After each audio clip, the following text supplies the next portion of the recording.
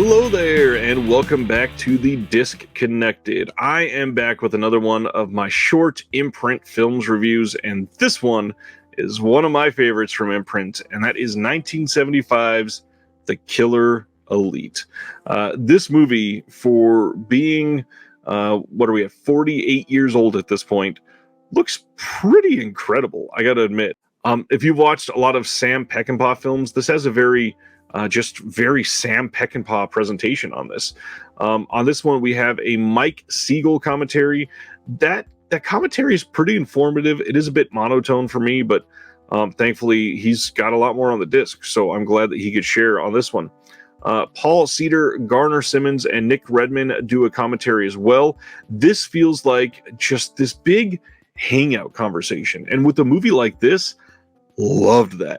Super engaging. It is something that is almost inviting and made me want to continue and listen to the end of this one. Then there is a featurette on this called Passion and Poetry, Sam's Killer Elite. This is a very informative, almost half-hour piece on Peckinpah and the Killer Elite itself. There's a whole bunch of old footage over this, which is great to see. It was super informative, something that I was just struck by. It was one that I wanted to keep going back to, and it's Peckinpah. I mean, all of this is like magnetic to a point, just drawing me in for sure. The next one on here, we have the Passion and the Poetry Project. Mike Siegel again is here being charismatic as hell, telling us stories about production and working on Peckinpah projects. And the best thing, this was like 45 minutes long, something like that. Absolutely great. This guy on this was incredibly inviting. He was somebody that just absolutely made me want to sit there and stare at him and learn. Absolutely loved this part. The next featurette was called Passion and Poetry, Peckinpah Anecdotes, and this was somewhere around 25-ish minutes long. And this was basically just full of stories from individuals that were on Peckinpah Productions. This whole featurette was incredible. The amount of information that people remembered and could go back to, and I don't know, it had like this textured conversation that I just fell in love with. And this is one of the things that's drawn me to films like this, because you can tell that they had a hell of a time making this movie, and I'm just jealous. I loved hearing from people like Borgnine and Bo Hopkins. This was, again, incredible. And following that, there is a featurette called Kim Newman on the Killer Elite. And I've said on my show many times, I really enjoy Kim Newman. I think he is a great balance of academic and funny and witty and engaging individual that I like to listen to. And this, somewhere around 22-23 minute featurette, this is one of his best features that I've heard him on. He was incredible. He seemed alive while discussing this, which for Kim Newman, like, when he's passionate about something, you can feel it. And you could tell he was like extremely happy to discuss Peckinpah. Really loved that this was a part of it. This was just a nice way to kind of round out the disc. There's one more featurette on this. There is a featurette called Elaine on Elite, which is about 10-12 minutes with Elaine Bowerbank, who was James Caan's hairstylist on The Killer Elite.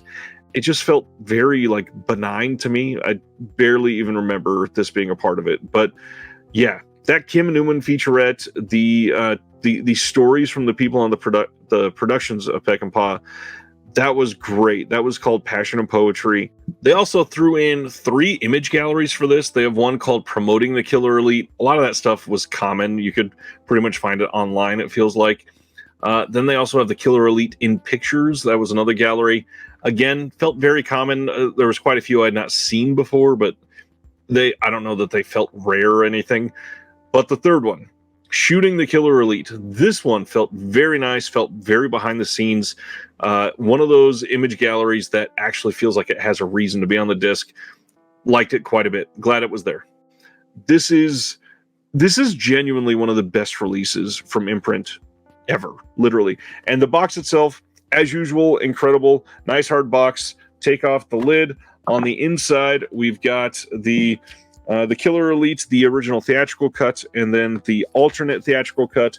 Each got their own case, each got their own disc, and the only thing that's sort of odd about it is that the alternate theatrical cut, there's no special features on this disc. It's just the film, and the original theatrical cut got everything on this disc. So I don't think it took away from the presentation of the film because it looked great, but it was odd to sort of overload everything on that one disc.